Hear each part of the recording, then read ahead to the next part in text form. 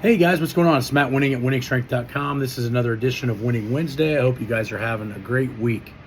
Shout out to the sponsor on the website, ATP Labs. If you guys go to atplabs.com, they have the best medical grade supplements that you can buy on the planet. And our normal discount code is Winning Strength with all caps. And if you want up to 25% off, you can get on Patreon, and we give different discount codes at different heights for different amounts, which totally pays for your membership flat out. So today, what I wanted to talk to you guys about was traction versus compression. Traction versus compression is something that I don't see talked about very much in the exercise community. And I think that it's a shame because a lot of people could benefit from this mindset. So first we need to identify what is traction versus compression.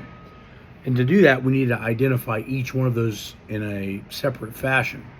So compression is what most traditional weightlifting is. So if we look at squats, power cleans, snatches, deadlifts, good mornings, kettlebell swings,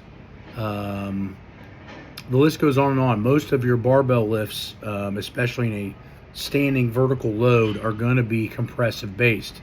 Now, in certain amounts, compression is not a bad thing, but there are a handful of reasons that you need to watch and be mindful of your compression amount and volume and intensity.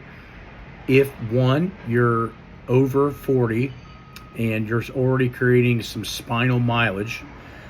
Two, if you're a young developing athlete and don't have very good technique.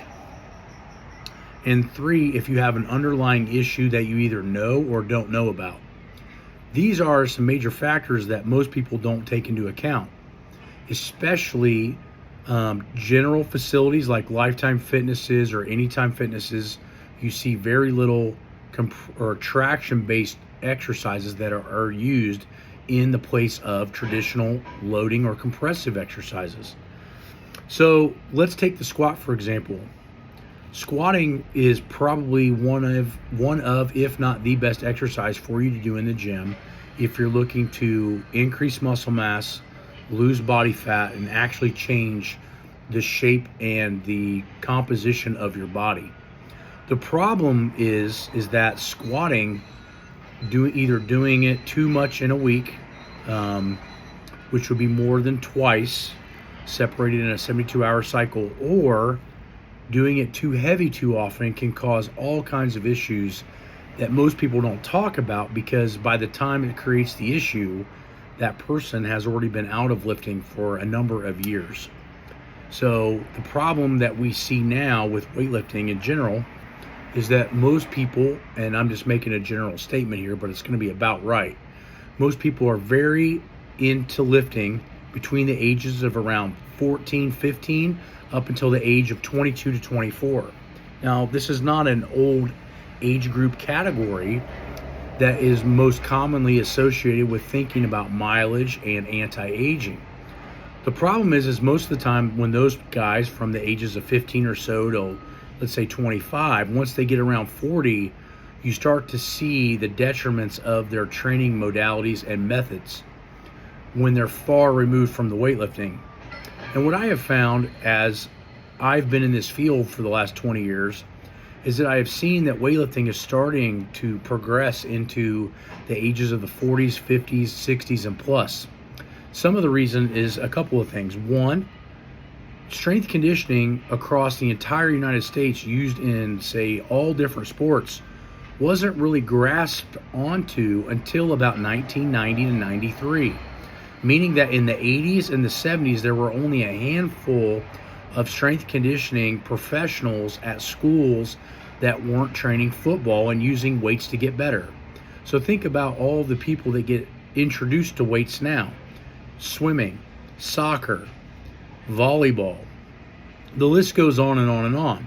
But the more and more that people see lifting, the more and more they realize that it might be for them, and both right now and in the future, as an anti-aging property or an anti-aging method. We are starting to see studies on this now with hand grip and mortality, muscle mass and mortality, those things are usually correlated with people that strength train or at least try to move semi-heavy objects on a fairly consistent basis. So with that being said, what we start to find is that weight training is a great tool in order to maintain anti-aging, and it's also has been introduced in the last 20 or 30 years to the people that are now in their 40s, 50s, and 60s that need that anti-aging boost, and or they want to maintain what they've had in their earlier years. Not that it wasn't important in the other or past generations, it just wasn't really well known. With that being said, there are some resistance training ideas that need to be thought of in order to make sure that you're getting the most from your weight training without the skeletal mileage and damage. So we like to replace a lot in both the warm-ups and the main lifts, squatting for belt squats. That's why I developed the Winning Strength Belt Squat and why it's such a powerful tool for us here at the gym, and almost every facility that I work at has one of my belt squats. With that being said, we've seen some pretty drastic insurance premium savings and workman's comp savings based on the fact that we're able to squat a little more with less compression. And I do believe that that is a huge relevance to utilizing the belt squat for that reason. Another exercise or exercises that can be replaced for and or utilized after deadlifting are 45-degree back extensions, reverse hypers, and glute ham raises. All three of these exercises need to be in your gym, whether it's a big box gym that you go to or a garage gym that you have locally. Those three pieces of equipment, the GHR, 45-degree back extension, and reverse hyper, are non-negotiable. Especially if you're utilizing weight training for an anti-aging purpose, and even if you're using it for performance, it's still an amazing set of tools that you must have in your training regimen.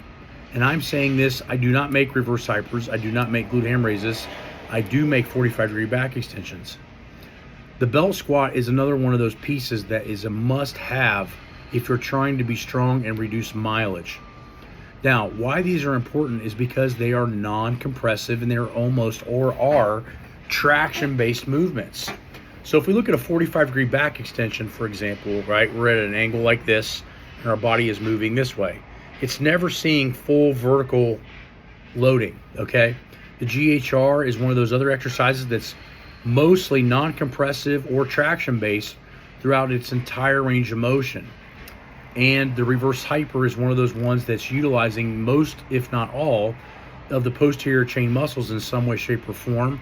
It's also allowing traction versus compression, especially on the lower thoracic and lumbar and sacral spine. These areas are of importance because I would say, and the research would say, that about 50 to 70% of most of the physical reasons that people stop working out is because of their back. And so if we know that, a lot of times we can step into a gym and see that these areas are not being accounted for. So my personal opinion is you need to have these particular pieces involved in your training to decompress the loading that you're hopefully doing with the squatting, and also on a semi-regular basis replacing the squatting with these exercises in order to sustain the skeletal system.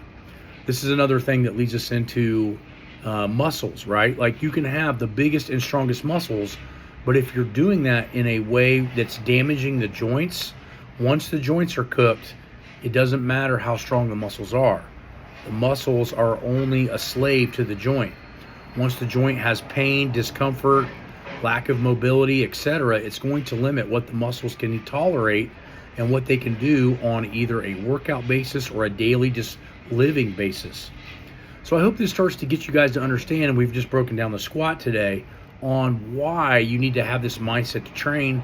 This is a lot of what we use on online coaching.